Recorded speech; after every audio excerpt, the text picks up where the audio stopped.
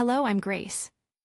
South Korean shipbuilding technology is rapidly emerging as a key driver for strengthening U.S. naval power, opening the door to a potential new strategic alliance between the two nations. At the Defense Innovations Summit held on July 15, 2026, U.S. President Donald Trump explicitly mentioned cooperation in shipbuilding with allied nations, including South Korean companies. The United States currently faces the monumental task of securing a total of 364 new warships by the year 2054. However, reports indicate that the lack of domestic shipbuilding capacity and skyrocketing costs within the U.S. are posing significant hurdles to the expansion of the U.S. Navy's combat power.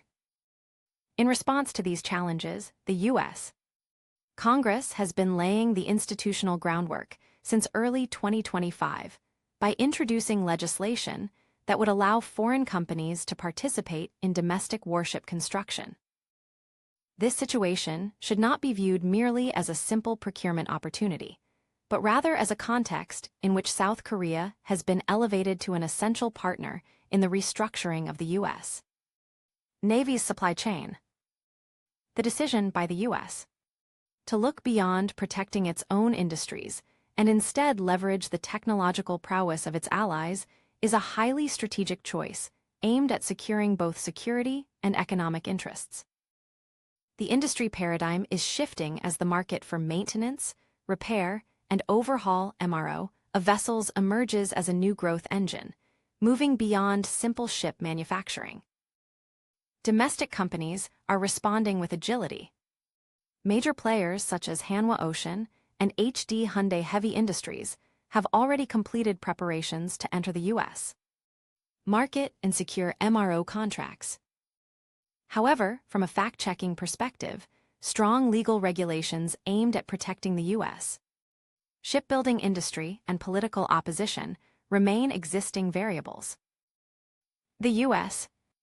is likely to demand more than mere participation, potentially imposing stringent conditions such as local facility investment, the transfer of core technologies, and the training of local personnel.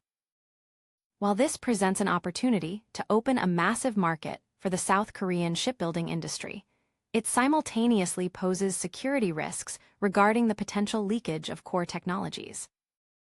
Ultimately, the key to the success of this cooperation will lie in how South Korea strategically balances meeting U.S. requirements while maintaining its technological leadership. Expanding into the massive market of new warship construction, beyond the simple repair market, represents a decisive turning point for the South Korean shipbuilding industry to leap forward as a global maritime power. Moving forward, it is of paramount importance to establish sophisticated response strategies by closely monitoring changes in the U.S. political landscape and the intensity of their technology transfer demands. I'm Grace, thanks for watching.